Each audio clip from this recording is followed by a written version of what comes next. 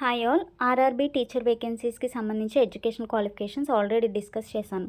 So ఇందులో మీకు PGT, TGT, PRT ఇట్లా ఉన్నాయన్నమాట.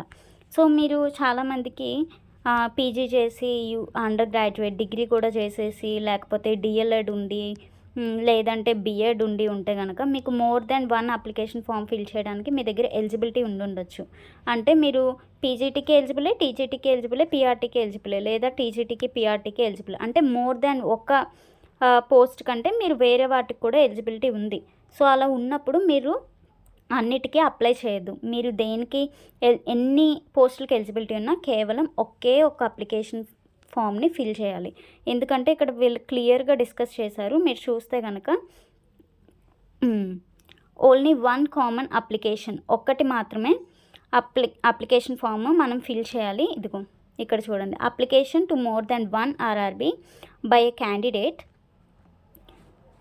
Will lead to rejection of all the applications అని వీళ్ళు క్లియర్గా ఇచ్చారు.